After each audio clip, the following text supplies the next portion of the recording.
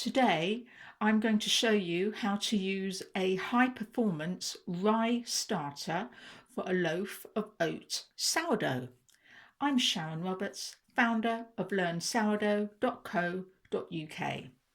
So here is the oatmeal that has been autolyzing for a couple of hours, and the smell is absolutely wonderful. It's just intensely oaty.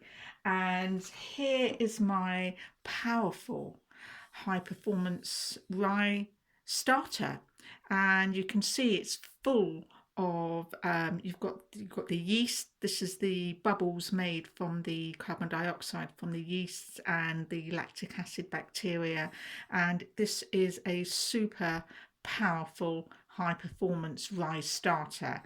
And this I have enough actually for all of this mixture, and I'm going to put it all in, and it's spongy and it's gassy. Absolutely amazing. So that's all going to go in.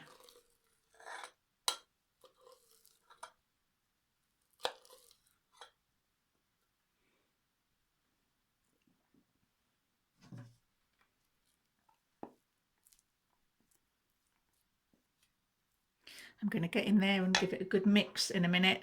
There's some lovely sea salt. It's just going to got a little bit more left in the jar. And this is all I need to refresh, to carry on the continuous cycle. So there's a little bit left there. That's all I need. And I'll be refreshing that a little bit later.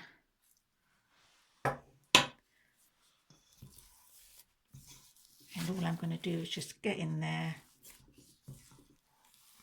and give it a really good mix.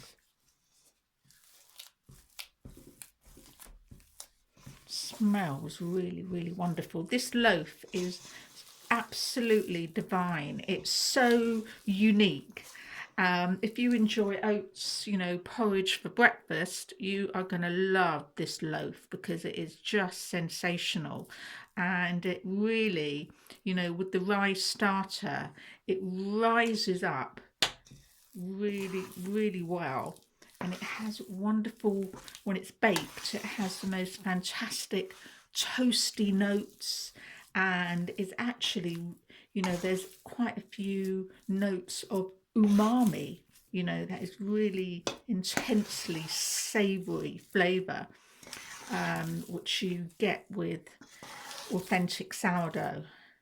And of course, if you have a powerful high performance starter, then you get all those that really helps with the flavour and the smell, absolutely everything. So this is quite easy to do. It's quite stiff. It's much stiffer than if you're going to make a cake. And that's it. As you can see, it's all really well mixed. And what I'm going to do now, I'm going to put this mixture into a Pullman loaf tin. And if you've never seen a Pullman loaf tin, it's absolutely wonderful. Pullman is used to be railway carriages, and this is really quite similar. It's got a really nice feel to it. And what I've done is I've just lined it with some silicone paper, because this is really belts and braces, because I obviously want my loaf of sourdough to turn, to be easy to turn out, because there's nothing worse than, going through the whole bread making process and your loaf of bread gets stuck in the tin, and that's no fun at all. So all I'm going to do, and because the Pullman isn't non-stick, and even if I was going to, I could oil it and flour it, but like I say, this is a real belts and braces, so it will definitely turn out.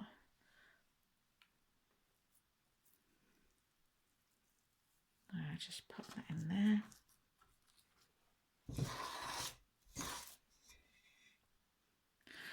the mixture does settle down into the tin, so you don't have to spend, you know, really any time smoothing it out, because it will all, during the fermentation process, it will all spread out and get softer, and while it's fermenting.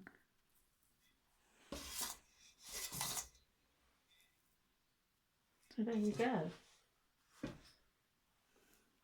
So all I'm going to do now is just spread it out just a little bit.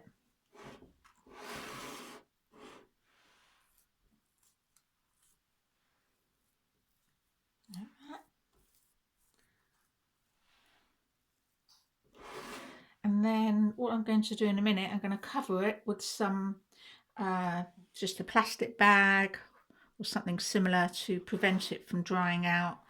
And then it's just going to go into my proofer for about 6 or 7 hours. I'll be checking that. It will be fermenting and it will rise in the tin. And that's it. It really is as simple as that. And this is the most divine loaf of sourdough. With the oats and the rye. It's really quite unique. So that's it. I'm going to put that plastic cover on it to stop it from drying out. And it's really as simple as that. So click onto the links, any of the links on the screen. All the links are live. And if you have subscribed, thank you very much. And if you haven't, well, go ahead and click that button and click that bell and subscribe. Okay, thank you very much for joining me. Bye for now.